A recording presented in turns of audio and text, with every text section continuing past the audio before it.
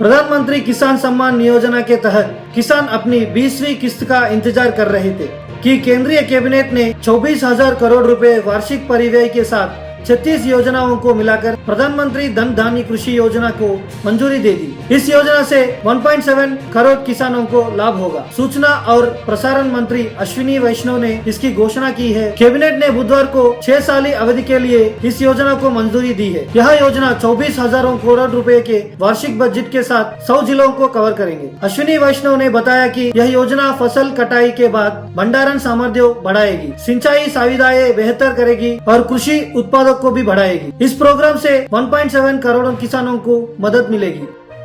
बंगाल की मुख्यमंत्री ममता बनर्जी बीजेपी शासित राष्ट्रों में बंगाली भाषी प्रवासियों पर हो रहे कथित अत्याचारों के विरोध बुधवार को एक विरोध मार्च में शामिल हुई। मुख्यमंत्री कोलकाता में तृणमूल कांग्रेस के एक विशाल पैदल मार्च जुलूस का नेतृत्व कर रही थी। ममता के साथ उनके सांसद भतीजे और तृणमूल के राष्ट्रीय महासचिव अभिषेक बनर्जी और पार्टी के अन्य वरिष्ठ नेता भी इस मार्च में शामिल हुए। पदयात्रा के बाद ममता ने एक सभा को भी संबोधित किया। सीएम ममता ने कहा कि जिन लोगों के नाम मतदाता सूची में नहीं है उन्हें जेल भेजा जाएगा।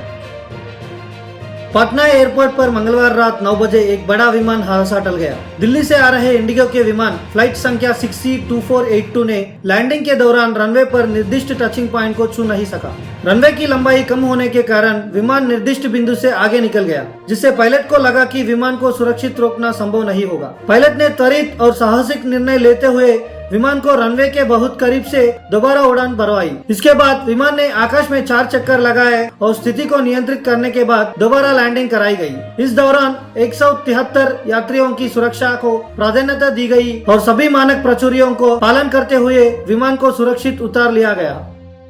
रेलवे बोर्ड ने एक महत्वपूर्ण निर्णय लेते हुए मान्यता प्राप्त ट्रेड यूनियंस और फेडरेशन को ऑफिस सुविधा उपलब्ध करवाने की घोषणा की है। 7 जुलाई को जारी की गई अधिसूचना के अनुसार सीक्रेट बैलेट चुनाव 2024 के बाद मान्यता प्राप्त All India Railwaymen's Federation AIRF और National Federation of Indian Railwaymen NFIR को उनके संबंध ट्रेड यूनियन से साथ साथ अन्य मान्यता प्राप्त यूनियंस को भी जोनल और डिविजनल स्तर पर ऑफिस आवाज देने की मंजूरी दी गई है। हालांकि दोनों संगठनों ने यह मांग की थी कि उन्हें सभी जोन्स और डिविजनल ऑफिस सुविधा उपलब्ध कराई जाए ताकि वे अपना कार्य संचालन सूची रूप से कर सके।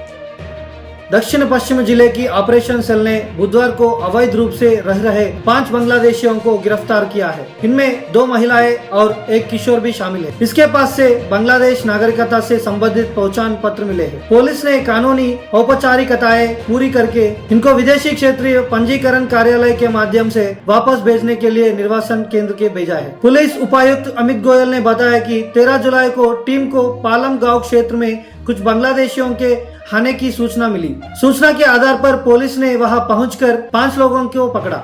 उनके पास यहाँ का कोई दस्तावेज नहीं था। पूछताछ में बताया कि वर्ष 2017 में उन्होंने अवैध रूप से बांग्लादेश से भारत में प्रवेश किया था। उनकी पहचान बांग्लादेश के ढाका निवासी आकाश और कुड़ीग्राम जिला निवासी छामली खातून, मोहम्मद नाहिम, हलीमा बेगम और 13 वर्षीय मोहम्मद उस्मान के रूप में हुई है। उन्होंने बताया कि यह आकर वे लोग हरियाणा के रेवाड़ी स्थित कोहली में ईंट भट्टों पर काम करते थे। अमेरिका ने 1 अगस्त से बांग्लादेश से आने वाले हर सामान पर 35% टैरिफ लगाने की घोषणा की है। इसका सबसे बड़ा असर बांग्लादेश की रेडीमेड गारमेंट्स पर पड़ेगा, जो उसके कुल निर्यात का 80% से ज्यादा है। पिछले साल बांग्लादेश का कुल एक्सपोर्ट $48.28 अरब था, जिसमें से $38.48 अरब सिर्फ कपड़ों का था। बांग्लादेश अपने कुल गारमेंट निर्यात का लगभग 20% अमेरिका को भेजा था। 2023-24 में उसने अमेरिका को $7.60 अरब के गारमेंट्स भेजे थे।